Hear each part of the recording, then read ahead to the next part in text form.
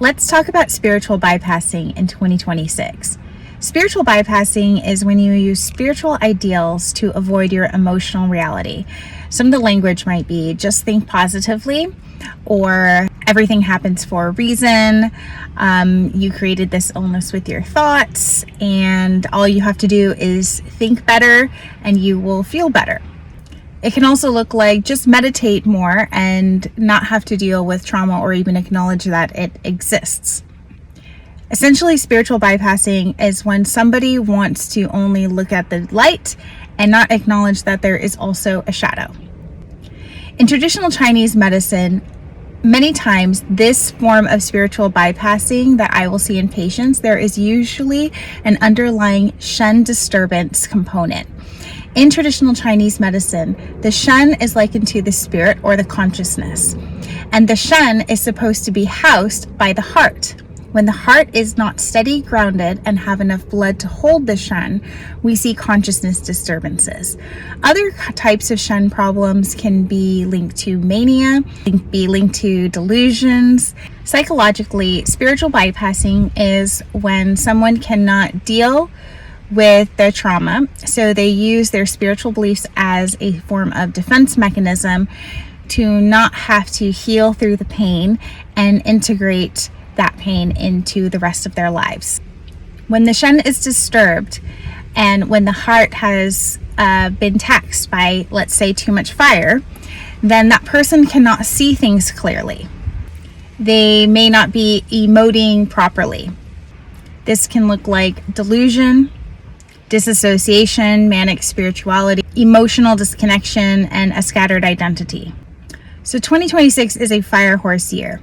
Traditionally, in some Asian cultures, the people born in the fire horse year were to be avoided because these people were usually disruptors. We can see in past fire horse years like 1966 that there have been instances of revolution, and people born under these years or during these influences in their month, day, or year can also bring this into their personality. This can be great when it is balanced by the other elements because these people bring about great vision and change. However, when it is not balanced by the elements, these people can be disruptors without a cause, rebels without a cause. In traditional Chinese medicine, fire needs water to contain it. In terms of emotions, or metaphorically speaking, fire represents vision, joy, passion, and the water represents wisdom. It can also represent fear, but more of like a reality check. So in 2026, the fire element is very strong and there are very little water influences. There's very little to control the fire. And we start the year with the wood months. Wood feeding fire brings a very strong start to 2026. The flames are being fanned, so to say. So people who already have an imbalance of the fire element may be more affected this year. And this might be very confusing for themselves, but for the people around them. While these people might be visionary and charismatic and have a lot of great ideas, there might be quite a bit of instability with them. And so it might be hard to see clearly what they want for themselves and for others. To compound this, we are also, in a Western astrological sense, having a great conjunction between Saturn and Neptune in the sign of Aries. This happened at a world point of 0 degrees. This is highly significant. Aries is the first house and also a fire sign, and it often represents the self, or how we are born into the world. Symbolically, Saturn represents structure, discipline, reality, whereas Neptune represents spirituality, illusions, dreams, visions. The conjunction of these two merges the formed and the formless. What we are predicting over this cycle, which should last 36 years, is an end to disillusionment of spiritual practices and beliefs. And we are going to see the truth behind some spiritual leaders. We are actually already seeing that. Some very prominent figures in the wellness, health, spiritual realms are already starting to be exposed for their false narratives and their false identities.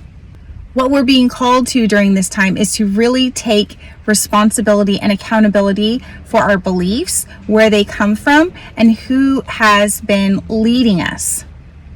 Now, where things are going to get very interesting is that Uranus is about to move back into Gemini.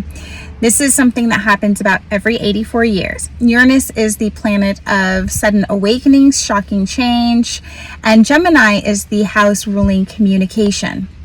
It also rules our nervous system. So coupling that with the Saturn and Neptune transit, what we're going to see is there's going to be a rapid change in how we communicate and how we think about who's leading us, about our spiritual beliefs, and how we are moving through the world. So what I'm seeing in the next few years, and even in this near future, is that people are going to be questioning everything. It's leading to a spiritual crisis. If you have not been really aware of what you think, if you don't know why you think the way you think, you are going to be confronted. You're going to be confronted with news stories. People are going to start coming out of the fog of disillusionment, and the spiritual bypassing that became very prominent while Neptune was transiting through Pisces is not going to fly anymore. Saturn is coming in, and it's going to say, time to own up to how you are thinking and what you are believing about life.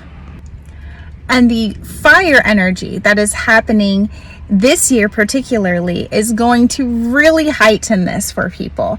It's going to bring in a lot of agitation for those who are unsettled. It's going to rob people of sleep, and when people are robbed of sleep, they have to think. They are thinking about all the things when they're not sleeping, but they might not be thinking clearly. So in my practice as an acupuncturist, I'm already seeing, it's March 2026, and I'm already seeing that people are struggling with sleep. They are struggling with anxiety. There are people coming in already starting to have some kind of spiritual crisis, and it's because they cannot hide from the shadows anymore. They cannot hide from their own personal past trauma and the collective trauma of the world. They cannot hide from the bad news. They have to confront it. They have to think about who they have idealized, who they have followed, the thought leaders, the doctors, the people who have led them. They have to question everything that they know right now, but not just question those people. Take responsibility and accountability for their choices in following these people and taking everything at their word. This is going to be a very interesting time for a lot of people. As an acupuncturist, I'm going to be helping people move into this emotional space with a lot more ease. In acupuncture and in traditional Chinese medicine, we do not see the physical, mental, or emotional body as being separate entities. We treat them all at once. And when I see that somebody has an imbalance in their elements and in their body, I'm going to help your body regulate that. There's nothing special that I'm doing. There's no emotion I'm putting into your body. But some people are going to start to feel some of those trapped emotions come out. And it's in their best interest to not employ spiritual bypassing. Now, I'm not a clinical psychologist. I'm not a therapist of any kind. I have been trained in clinical counseling, and I have been working with patients one-on-one for over 10-15 years. But I am not a substitute for good traditional therapy. So this message has been for anyone who is thinking things are getting a little bit weird right now. Yes, they are. They're supposed to be. We're born for it. So I hope this helps.